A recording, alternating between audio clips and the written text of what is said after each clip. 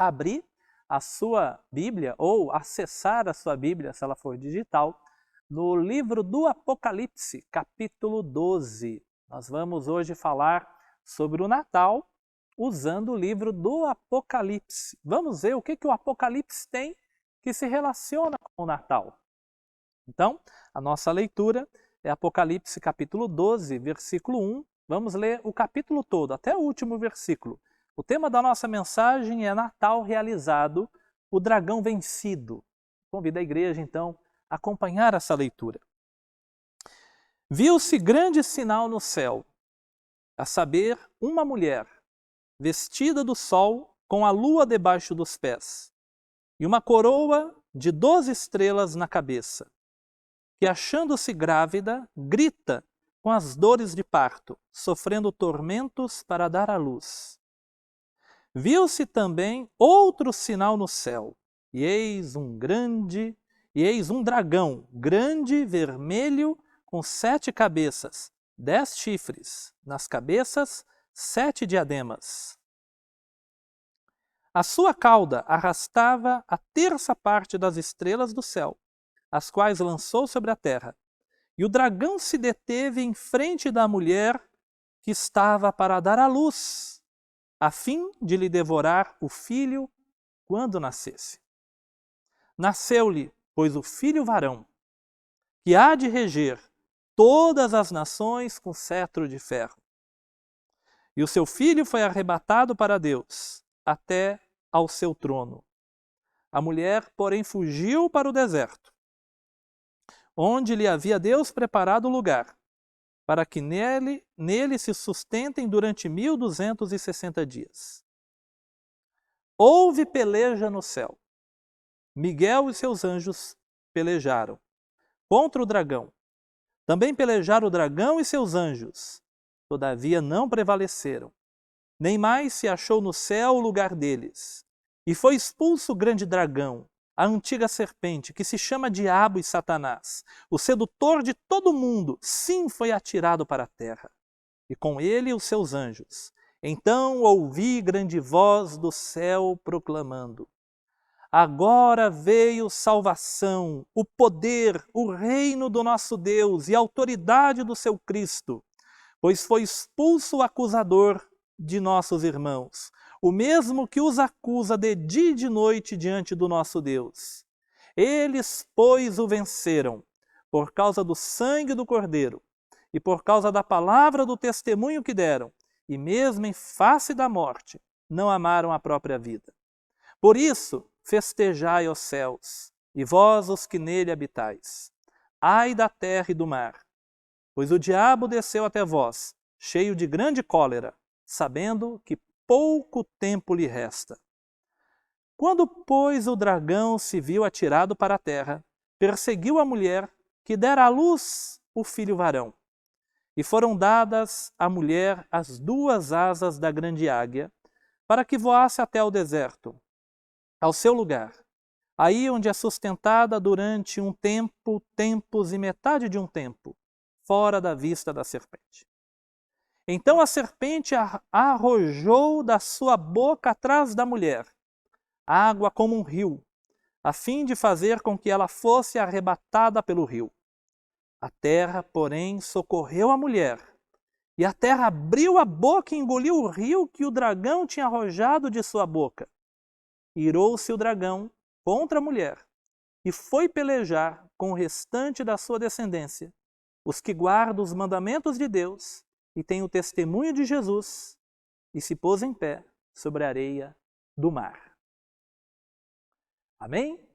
Que texto maravilhoso, esse texto que é, acredite você, também um texto de Natal. Você já pensou em compartilhar esse texto como texto de Natal?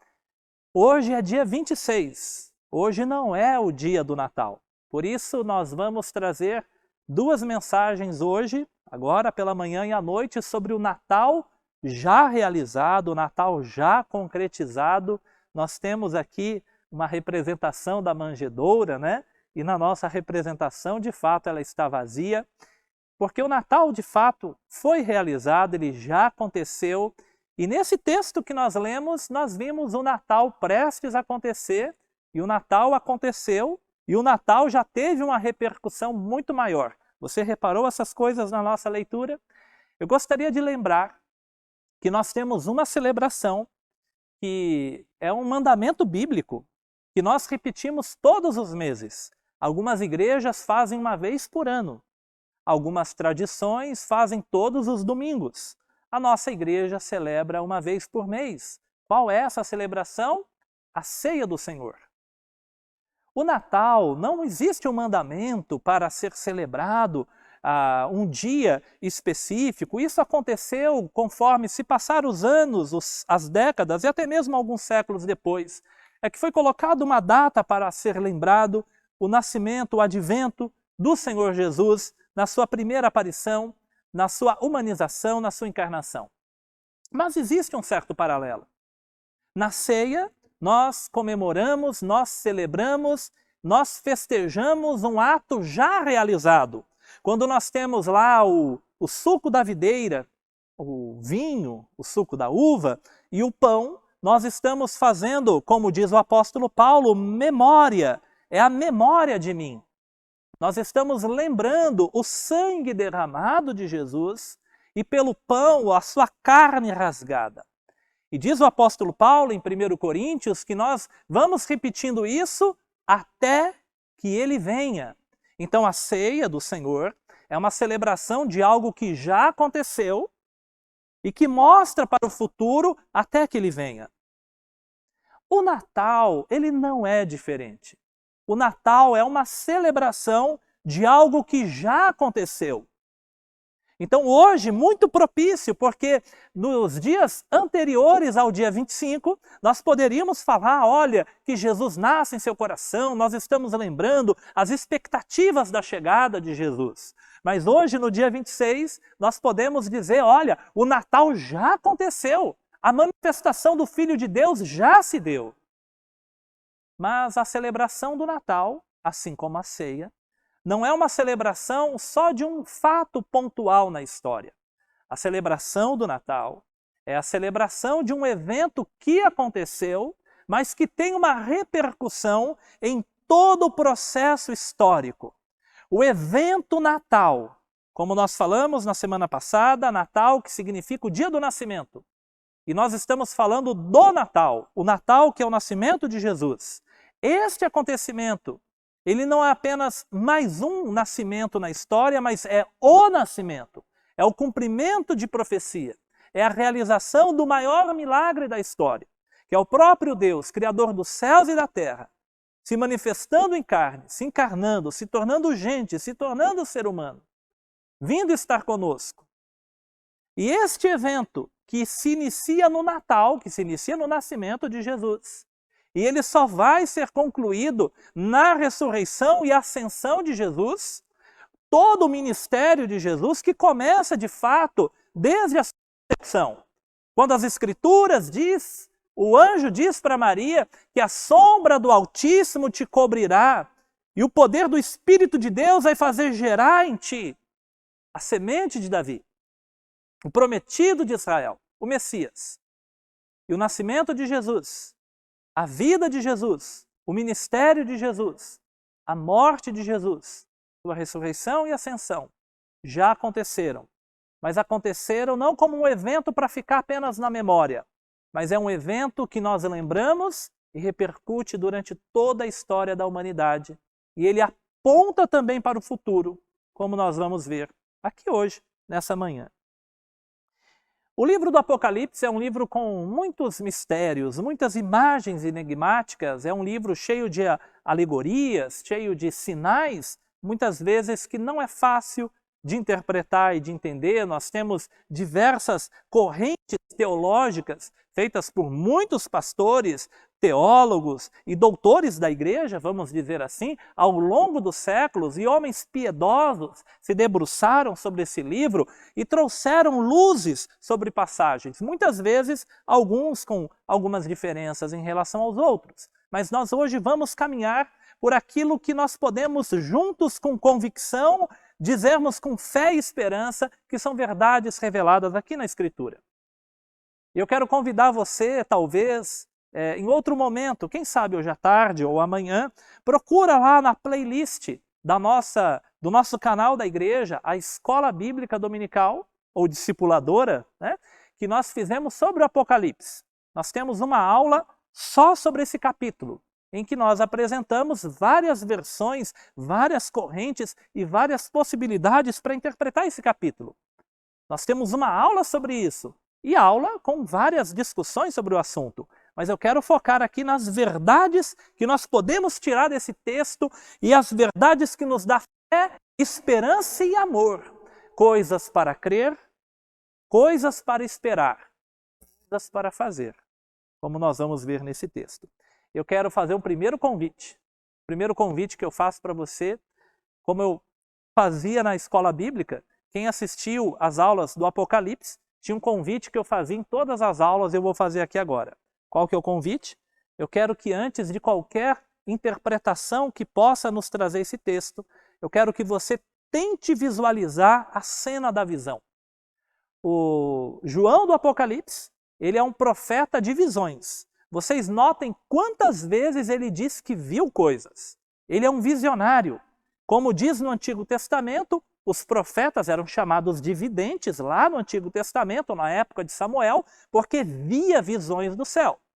João é um profeta de Deus que ele vai ver. Ele sempre diz, eu vi isto, eu vi aquilo. E muitas vezes ele escuta, ele ouve. Aqui mesmo nesse texto, logo no início, ele começa dizendo que ele viu um grande sinal no céu, e depois ele diz que viu outro grande sinal no céu. É comum João dizer que vê coisas, ele tem visões, ele é o profeta das visões. Mas o primeiro convite não é interpretar, é tentar ver a visão. O que nós vemos aqui? Tenta imaginar, fecha os olhos se for possível, e tenta imaginar uma mulher vestida do sol. Ficou difícil? Tenta imaginar uma mulher que está vestida do sol. Uma mulher que embaixo dos seus pés tem a lua e tem 12 estrelas. Você consegue visualizar isso? Como te parece essa mulher? Viu-se grande sinal no céu, a saber, uma mulher vestida do sol, com a lua debaixo dos seus pés e uma coroa com 12 estrelas na cabeça. Você consegue ver isso? Uma coroa de 12 estrelas. A mulher, o vestido da mulher é o sol. Embaixo dos seus pés está a lua. Agora, visualiza essa mulher grávida. Mas ela não está no início da gestação. O texto vai dar a entender que ela já está no fim da gestação, então ela deve ter uma barriga enorme. Ela está próxima a dar à luz, porque o texto diz que ela grita, ela sente as dores do parto. Então, se na primeira cena nós temos aquela visão gloriosa de uma pessoa vestida com sol, agora essa mulher ela está gritando com dores de parto. Você consegue ver isso? Agora tenta visualizar a sequência da visão. Aparece um grande dragão. Um grande dragão. O texto faz questão de dizer que o dragão é grande, é um grande dragão. É um dragão vermelho, é um dragão com cabeças, com chifres, com diademas. E agora eu quero que você imagine o dragão parado em frente à mulher. A mulher prestes a dar à luz. E o dragão com fúria, ele esperando a mulher dar à luz, para assim que o bebê nasça, ele possa devorar, abocanhar, matar, trucidar. Ele quer devorar o bebê que há de nascer. A criança nasce e o dragão não tem sucesso, porque a criança é arrebatada para o céu. E o dragão passa a perseguir a mulher. Mas essa mulher, ela recebe asas de águia e ela consegue voar para o deserto. Você consegue visualizar tudo isso? Ainda na visão da mulher com o dragão, eu quero que você visualize o dragão vendo a mulher com as asas voando para o deserto, para longe da vista da serpente. E eu quero que você visualize o dragão abrir a boca e da sua boca sai um jato de água, como se fosse um grande rio. E o objetivo é atingir a mulher e afogá-la. E quando aquela água, aquele tsunami, aquela corrente de água está vindo contra a mulher, eu quero que você visualize agora a terra terra parece agora um ser, parece alguém vivo. Porque diz o texto que a terra socorre a mulher, e a terra abre, e toda aquela água jogada contra a mulher é engolida pela terra, de forma que a água não chega na mulher, e a mulher é protegida e socorrida. Então, eu acho que não tem melhor ilustração do que o primeiro passo é você tentar visualizar a cena, como se fosse um filme, uma animação, um quadro, uma imagem do que está acontecendo nesta cena apocalíptica que nós vamos meditar agora. Vamos pensar um pouco nos personagens que vão aparecer aqui e o que eles podem significar, o que eles significam para nós.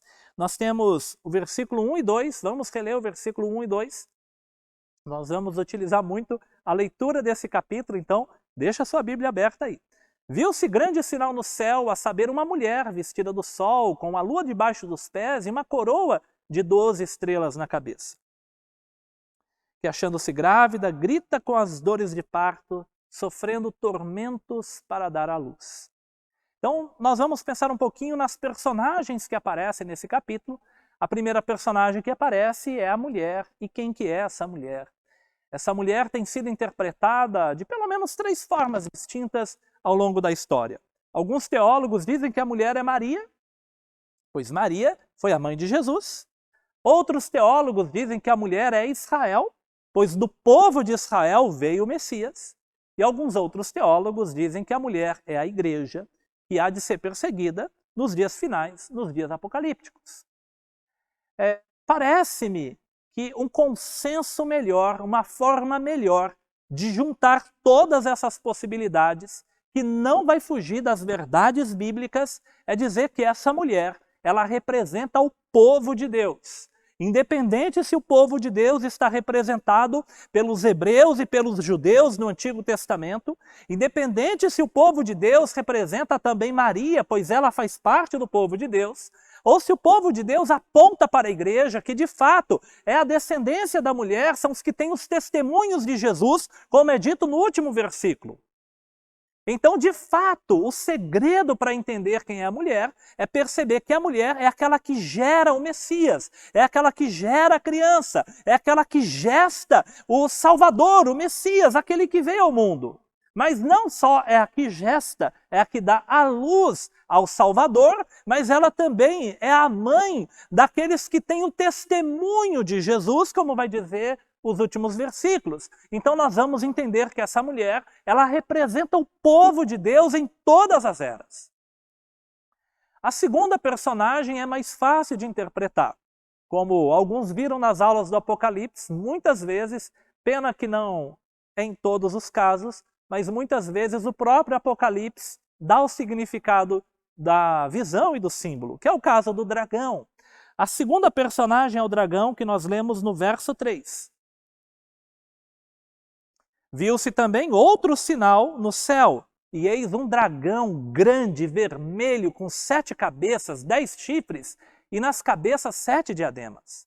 Então aqui nós não vamos hoje discutir todas aquelas várias possibilidades do que significa as cabeças, do que significa os chifres, não. Vamos pensar de um modo mais claro e mais sólido que as Escrituras nos dão. Nós vamos descobrir a identidade de quem é o dragão no próprio versículo 9 desse capítulo. Vamos ler no verso 9, quem é o dragão? Agora ficou bem fácil porque a própria revelação do Apocalipse nos indica quem é o dragão. E nós lemos assim no versículo 9. E foi expulso o grande dragão. Quem é o grande dragão? A antiga serpente, que se chama Diabo e Satanás, o sedutor de todo mundo. Então veja quantas designações nós temos aqui para o mesmo ser. O grande dragão, a antiga serpente, que remete ao Gênesis, o capítulo 3, que se chama Diabo e Satanás. E quem que ele é? O sedutor de todo o mundo. Então nós sabemos que o grande dragão é o próprio Satanás, é o próprio diabo. As próximas personagens que aparecem, nós temos, eu vou pular aqui uma, aí eu digo por quê, mas vai aparecer no texto os anjos do dragão, vai aparecer no texto Miguel, que é o arcanjo, que é um anjo dos mais importantes das hostes celestiais, um dos poucos anjos que é mencionado pelo nome nas Escrituras Sagradas, junto com Gabriel. É muito raro um anjo ser citado pelo nome, então nós temos o Miguel e Gabriel que são citados por nome. Miguel que vai aparecer em Judas, vai aparecer em Daniel, Miguel que aparece aqui no Apocalipse. Então nós temos Miguel e os seus anjos, nos dando a entender que Miguel comanda hostes celestiais. Então nós temos essas personagens. Mas nós temos a personagem-chave de todo esse capítulo, que é o menino. Quem que é o menino? Será que o menino de fato é Jesus? E hoje, quantas vezes nós falamos nesses dias do menino Jesus, sobre o nascimento de Jesus, que é o Natal? E por que que nós vamos falar do Natal? Porque o verso 4 e o verso 5 nos mostra quem que é o menino e diz assim, aí o Apocalipse 12, versículo 4 e 5. A sua cauda arrastava a terça parte das estrelas do céu, as quais lançou para a terra, e o dragão se deteve em frente da mulher que estava para dar à luz, a fim de lhe devorar o filho quando nascesse. Nasceu-lhe, pois, o filho varão, um filho varão. Quem é esse filho varão? Aquele que há de reger todas as nações com cetro de ferro. E o seu filho foi arrebatado para Deus, que é o seu trono. Está vindo aqui à memória as aulas que nós estudamos do Apocalipse. Então, desculpa ficar relembrando, mas não tem como não lembrar. 3 vezes no Apocalipse, esse texto do Salmo 2 vai ser citado. Porque quando diz que este menino que nasceu é aquele que há de reger as nações com cetro de ferro, isso está nas cartas do Apocalipse, está aqui nesse texto, e está lá no final do Apocalipse também, se não me engano, no capítulo 19, quando diz que o Senhor Jesus é aquele que cumpre a profecia, que há de reger as nações, como profetizado e prometido no Salmo 2. Esse Salmo 2 também é repetido em Atos, é repetido nos Evangelhos, é repetido, se não me engano, em Hebreus. É um salmo muito lembrado que aponta para Jesus como o rei Messias. E o menino, aqui é muito curioso, porque nós vamos ver mais ação. Se você tentar imaginar toda a cena, vocês viram que eu pulei uma parte, que é a parte da batalha nos céus. Mas se você observar toda a cena do capítulo 2, aonde que existe mais ação, aonde que existe mais movimento? É no dragão, é na mulher, é nos anjos e no dragão, e é nos anjos e em Miguel. O menino, nós não vemos muita ação do menino. Vocês repararam nisso? Nós temos a mulher vestida do sol, que tem dores e grita com tormento, tem movimentação nessa cena. Nós vemos o dragão parado, furioso, querendo devorar a criança. Tem movimentação nessa cena. Nós vemos uma batalha no céu. Aí você pode imaginar como que seria representado isso em um filme, em um vídeo. Uma luta, uma batalha no céu, dragão com anjos lutando contra Miguel e seus anjos. O dragão sendo jogado na terra junto com seus anjos. A movimentação do dragão abrindo a boca e jogando um rio de água contra a mulher, e a mulher ganhando asas de águia e voando para o deserto, e a terra abrindo a boca, engolindo toda essa água. Apesar de toda a ação estar acontecendo nessas personagens, parece-me que quase todas as cenas dependem do menino. A fúria do dragão é contra o menino. As dores da mulher é pelo nascimento do menino. A peleja no céu, ainda que não seja mencionado o menino, mas assim que o dragão é jogado na terra é dito, festejai os céus, pois agora foi vencido o acusador dos nossos irmãos, e eles o venceram pelo sangue do Cordeiro. Lembrando as entrelinhas da história do menino. E quando o dragão persegue a mulher, diz que ele está furioso. Por que ele está furioso? Porque ele não conseguiu pegar o menino. E agora ele persegue a mãe do menino. E diz o texto que ele vai perseguir a descendência da mulher, que são os que têm o testemunho do menino, pois o menino é o próprio Jesus. Querida igreja, vamos agora pensar em algumas verdades que nós temos aqui pelo texto. Primeira coisa que eu quero pensar aqui nesse texto é sobre a difícil chegada do Natal para o poderoso povo de Deus. Eu vou repetir, nós vamos ter que reler o versículo 1 e 2 para observarmos essa verdade. Presta atenção nessa frase. A difícil chegada do Natal para o poderoso povo de Deus. Por quê? Vamos reler o verso 1. No verso 1 nós lemos assim. Imagina que aqui é a igreja. Imagina que aqui é Nova Jerusalém. Imagine nessa cena, neste ser descrito, o povo de Deus de toda a história. E do povo de Deus faz parte você, faz parte, eu faço parte, a nossa igreja, o pastor Fernando, você que está me ouvindo, você faz parte desse sinal. Imagina o povo de Deus está incluído nessa cena, é essa mulher. Vamos ler este versículo. Olha como a descrição é poderosa e virtuosa. Nós lemos assim. Viu-se grande sinal no céu, a saber uma mulher vestida do sol, com a lua debaixo dos pés e uma coroa de 12 estrelas na cabeça. Essa mulher é poderosa. Se fosse um ser da mitologia, seria colocado como uma divindade das mais poderosas. Nós sabemos que nas muitas mitologias que existem, o sol foi adorado como uma principal divindade. Mas essa mulher, ela não está abaixo do sol, ela se veste com o sol. Essa mulher tem a lua. A lua é muito associada à terra. E ela tem a lua debaixo do pé. E a sua coroa é formada por estrelas. As 12 estrelas, que pode ser uma menção às 12 tribos de Israel, aos 12 apóstolos de Cristo. Mas o fato é que ela tem 12 estrelas na cabeça. O universo, aquilo que é retratado como os astros celestiais, está sob o controle da mulher. Ela tem na cabeça, ela tem vestida, ela tem debaixo dos pés. Essa mulher, neste primeiro versículo, parece um ser muito poderoso. O povo de Deus é poderoso. O povo de Deus é poderoso não pelo seu próprio poder, mas porque ele é povo do Senhor. O poder do povo de Deus não está residindo na sua força do seu braço, mas está residindo no braço do Senhor, pois o povo do Senhor serve aquele que é chamado o Senhor dos Exércitos. Mesmo quando o povo de Deus era diminuto e menor, nós podemos lembrar Faraó perseguindo com o exército o povo de Deus. Mas quando o povo de Deus serve a este Deus poderoso, ele abre o Mar Vermelho.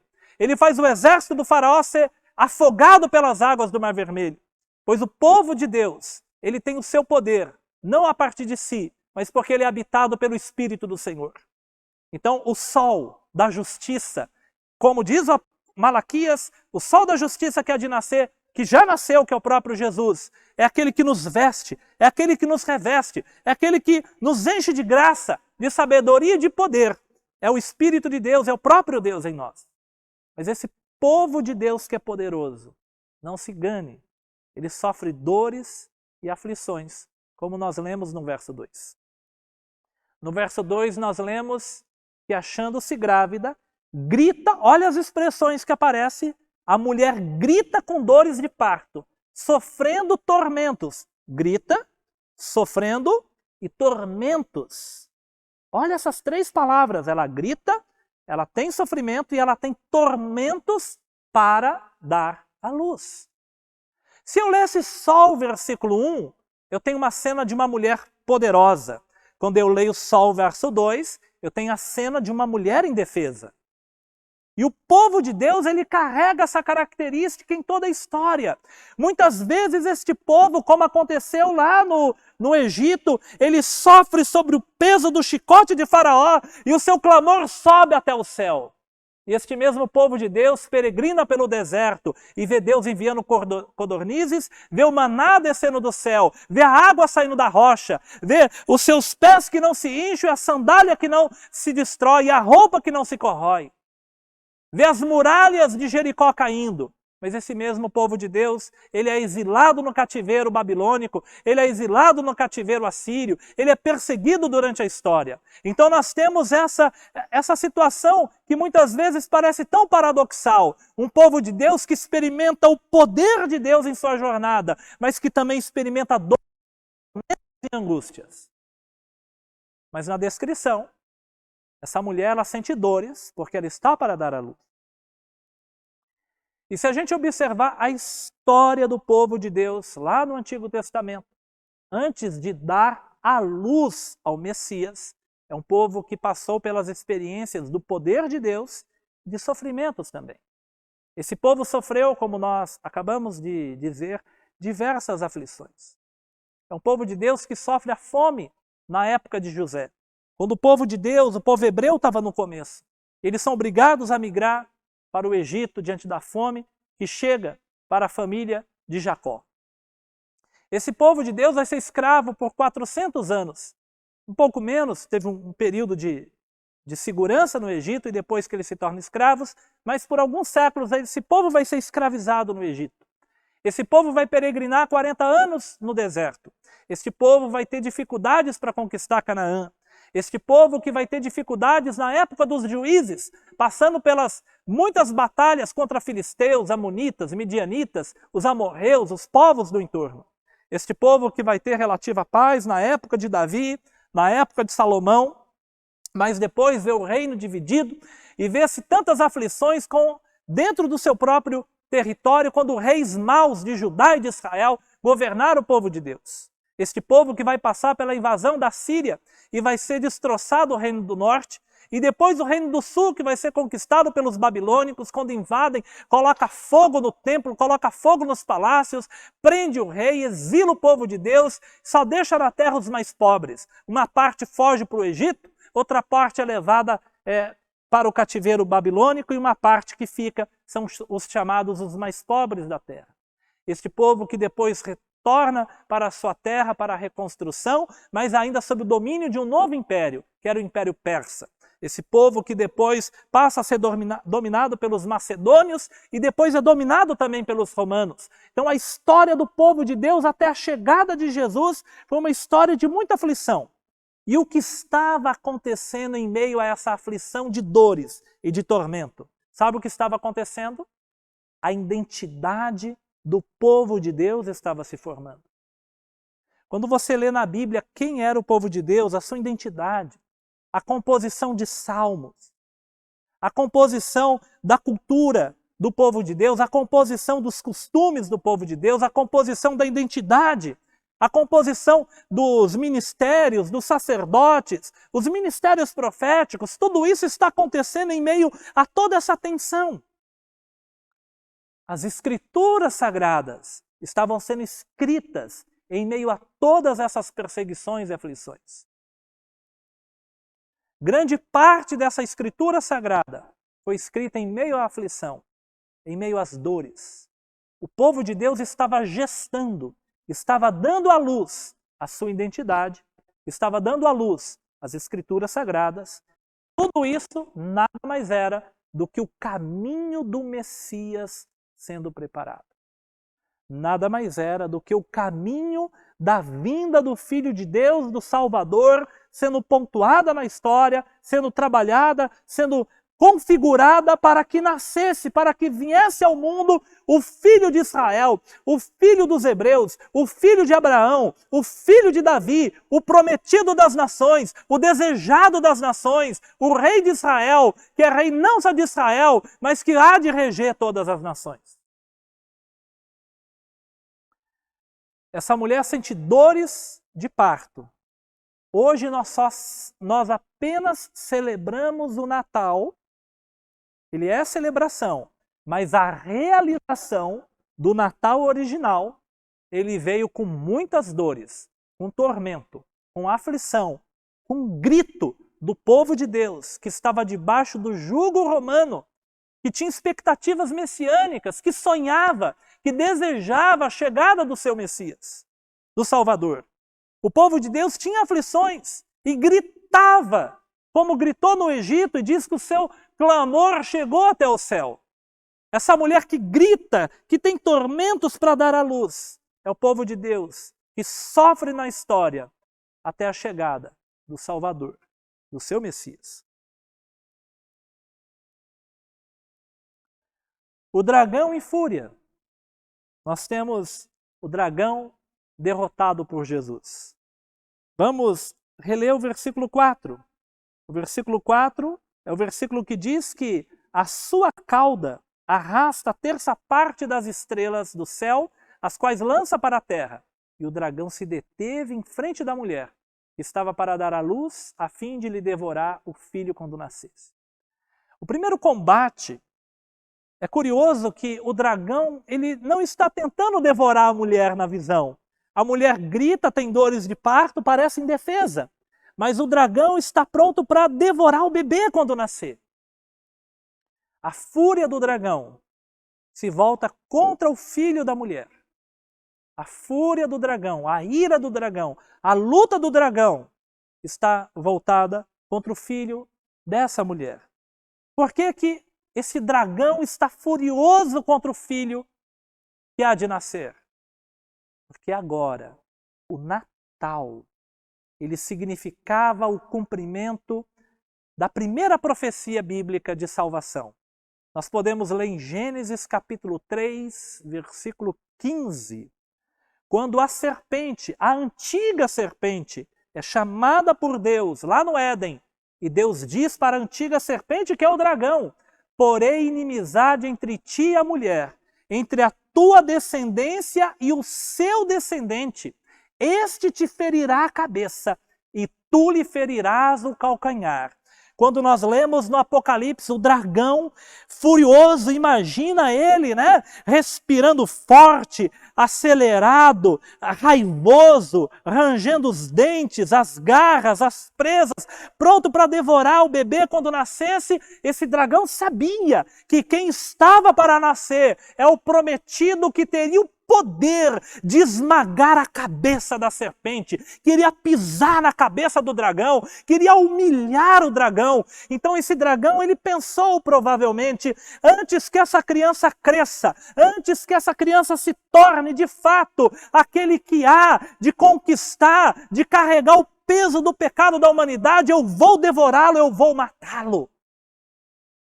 Talvez, provavelmente, o texto não diz com clareza, mas podemos ter um vislumbre de Herodes mandando matar todos os meninos de 2 anos para baixo, tentando destruir o menino antes que ele crescesse. Mas o dragão não pôde vencer o menino. O dragão, que parece grande, poderoso, cheio de coroas, parece governante. Ele não consegue vencer nem a mulher que grita com dores de parto, que está em tormento, muito menos o menino, que parecia indefeso, mas o menino é o enviado de Deus, é o próprio Deus encarnado. Então o Natal se realiza, mas quando o Natal se realiza, o dragão fica furioso.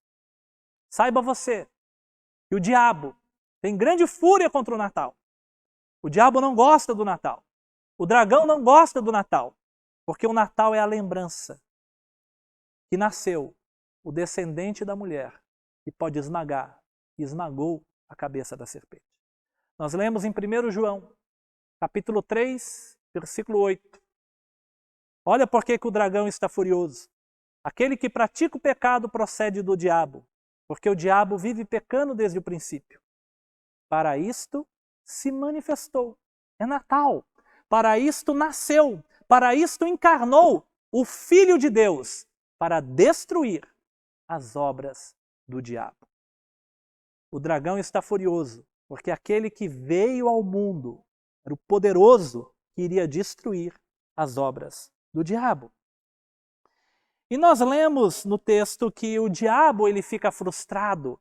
O diabo, o dragão, ele é frustrado, pois o menino nasce. E o dragão não consegue devorar o menino, mas o menino é arrebatado, ele é levado para junto do trono de Deus, pois ele é o rei, ele é o Messias. Então o dragão é derrotado nessa primeira expressão de fúria, que eu estou chamando aqui na mensagem, eu não disse ainda, mas eu chamo de o segundo round. Eu vou falar porque que esse é o segundo round já já. É a primeira luta de Satanás e ele é derrotado. Mas eu quero reler com os irmãos o versículo 5. Eu acredito que, preparando essa mensagem, eu encontrei o maior resumo da Bíblia sobre o ministério de Jesus. Vamos reler o versículo 5? Nós lemos assim, ó: nasceu-lhe, pois, o filho varão, que há de reger todas as nações com cetro de ferro. E o seu filho foi arrebatado para Deus até o seu trono. Igreja, você sabe o que está descrito nesse único versículo. A gente pode até tirar a citação do Salmo 2. A gente poderia dizer, nasceu-lhe, pois, um filho varão, E pula ali essas duas próximas linhas e diz, e foi arrebatado para Deus até o seu trono. O que está nas entrelinhas desse texto? Nós temos o nascimento de Jesus e a ascensão de Jesus. Quando ele sobe aos céus, nós lemos em Atos, no capítulo 1, quando diz que Jesus está subindo aos céus e os discípulos estão olhando até que uma nuvem o cobre. É isso que está sendo escrito quando diz que ele foi arrebatado para Deus. Mas entre o nascimento e a ascensão de Jesus, existe o ministério de Jesus, a cruz de Jesus, a morte de Jesus, a ressurreição de Jesus e aí sim a ascensão de Jesus. Então nós temos aqui, de uma forma resumida, falando do nascimento até a ascensão de Jesus. Este único versículo, ele esconde nas suas entrelinhas todo o ministério de Jesus. Pois Jesus não nasceu e já foi levado ao céu. Jesus nasceu e o dragão vai ficar furioso contra Jesus quando ele nasce. Herodes manda matar as crianças. Várias coisas a Bíblia não descreve da vida de Jesus, mas nós vamos ler que logo quando ele sai do batismo, ele é levado para o deserto e ele é tentado pelo dragão, ele é tentado pela antiga serpente, ele é tentado pelo diabo. Ao longo do seu ministério, os demônios vinham gritando, o que tu queres comigo, filho de Deus, e vieste nos atormentar antes da hora.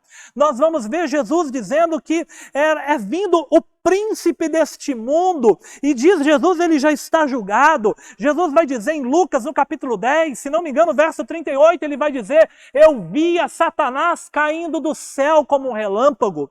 O diabo, ele coloca no coração de Judas o desejo de trair, diz João, capítulo 13, e no final do mesmo capítulo vai dizer que o diabo, ele entra em Judas para compor toda a trama da traição. Então o diabo, o dragão, a serpente, está furioso perseguindo Jesus durante todo o seu ministério.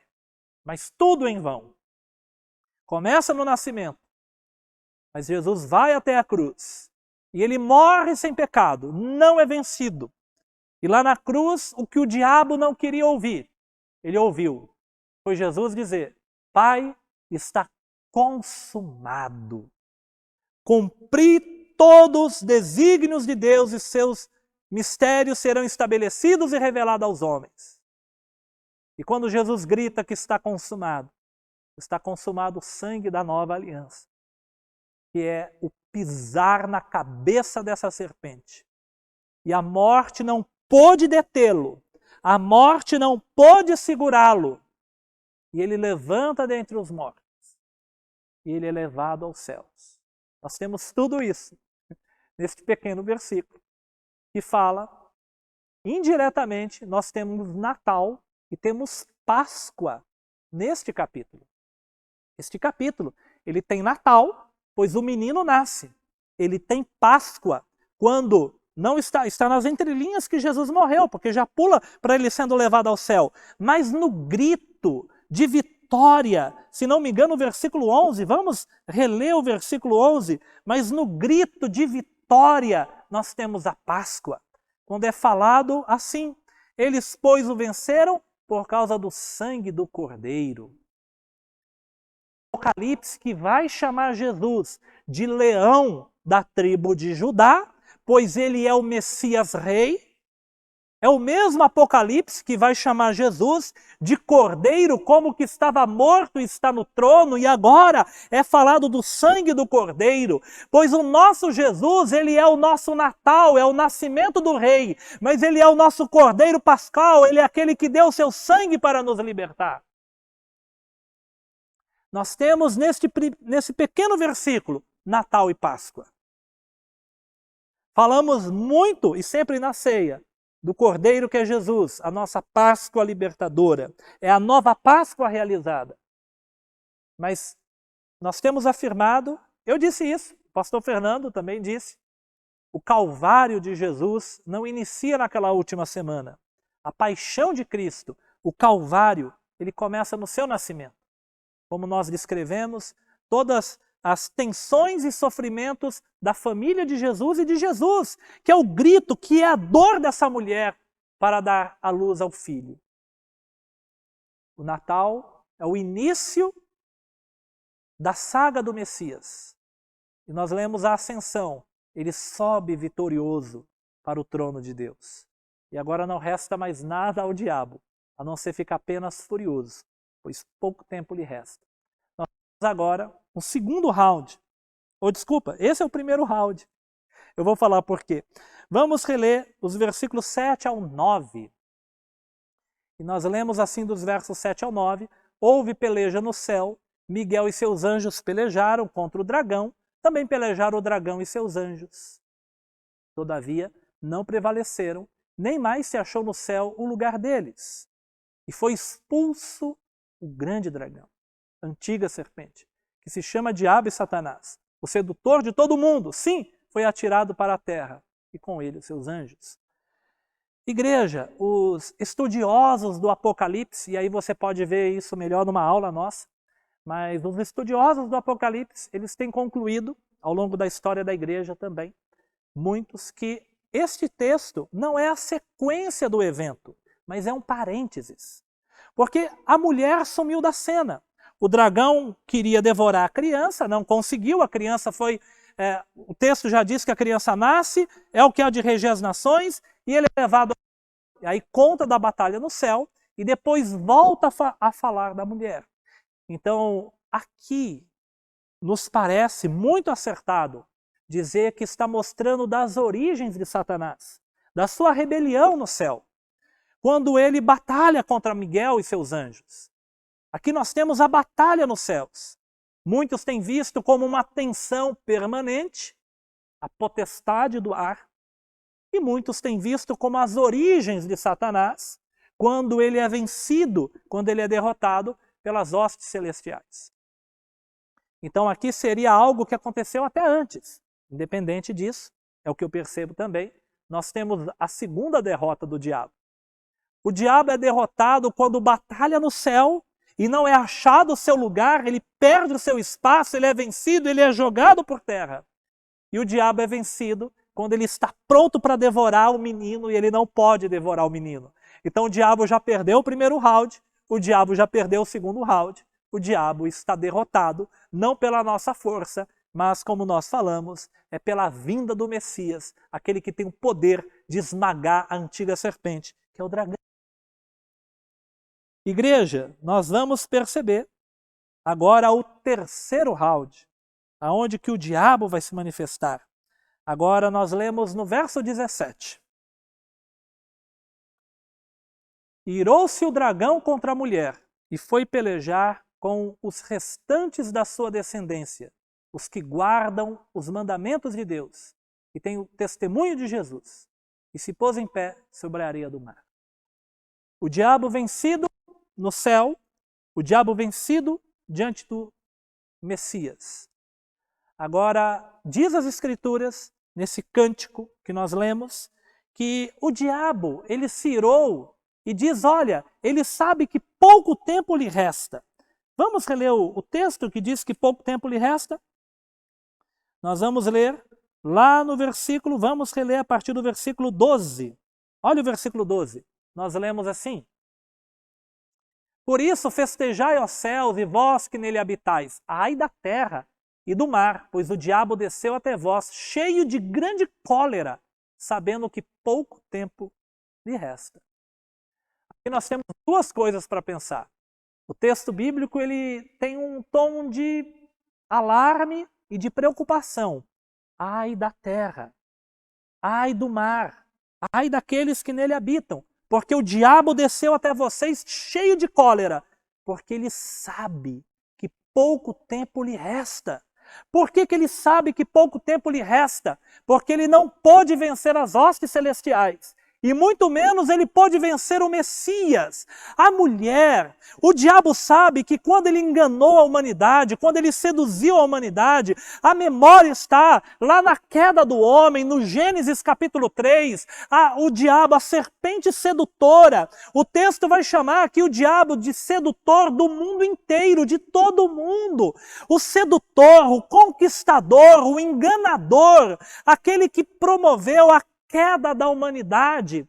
Ele tinha talvez as expectativas de deixar a humanidade sempre separada de Deus. Mas a promessa que não saiu da boca de um profeta, mas saiu diretamente de Deus, dizendo para a serpente: olha, há de nascer um varão descendente da mulher que vai te esmagar a sua cabeça e você não terá mais força.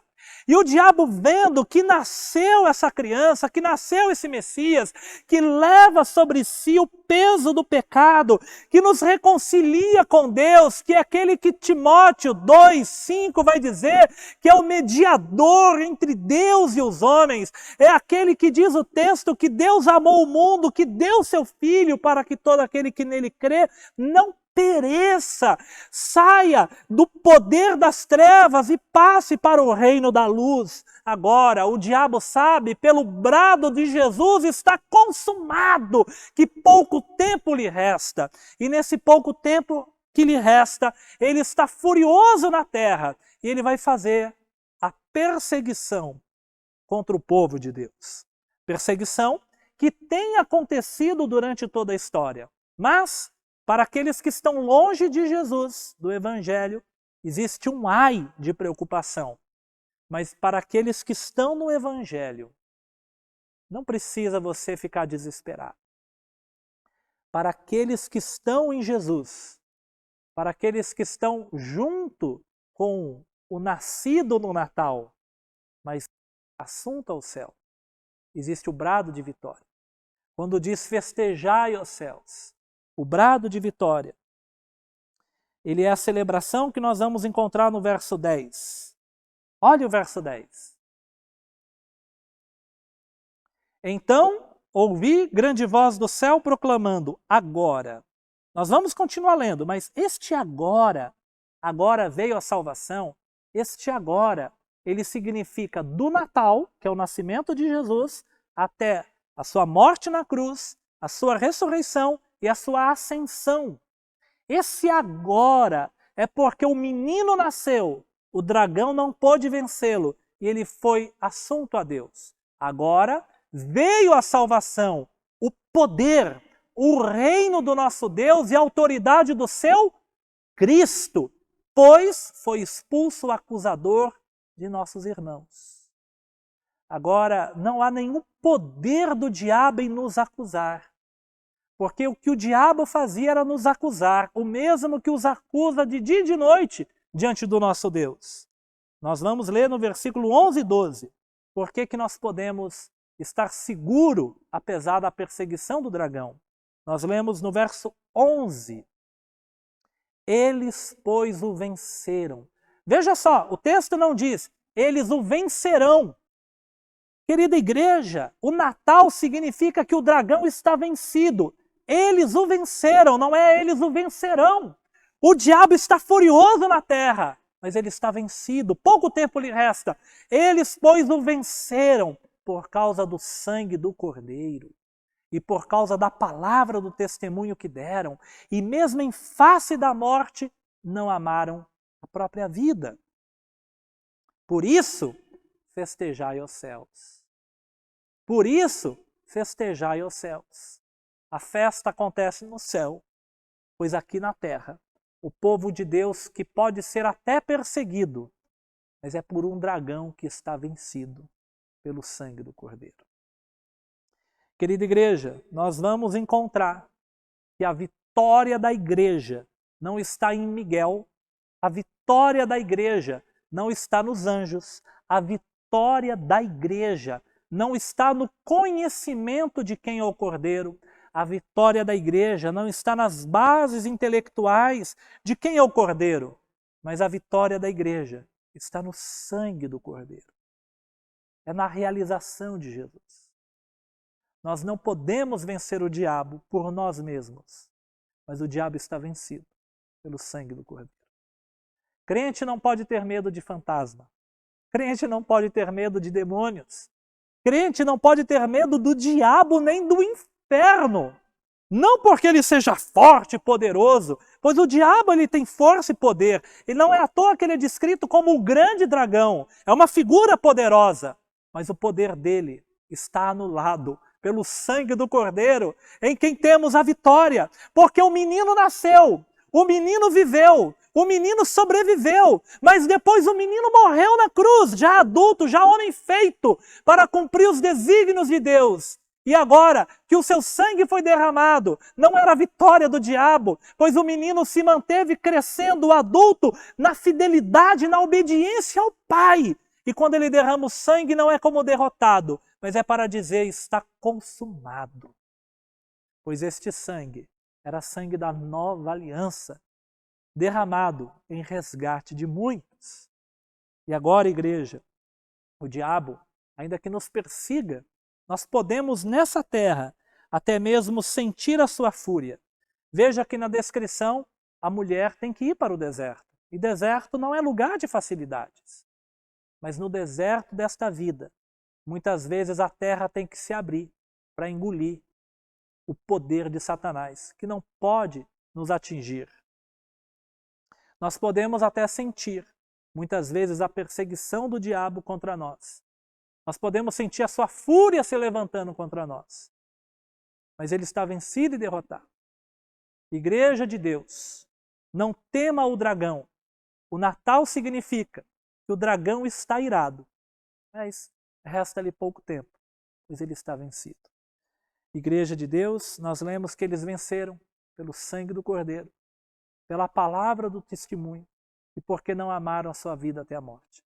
Podemos dizer que aquele que conheceu a Jesus, aquele que foi salvo pelo sangue do Cordeiro, ele não pode mais se conter e ele tem que dar testemunho desse Jesus para libertar vidas do poder do dragão.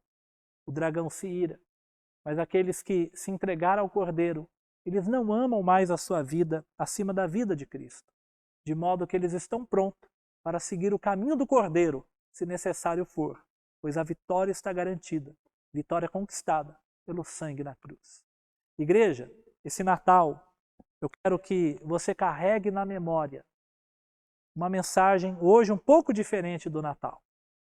A mensagem de um Natal realizado, porque o grande dragão se irou contra o primeiro Natal, que é o Natal original, mas ele não pôde deter a encarnação do Filho de Deus.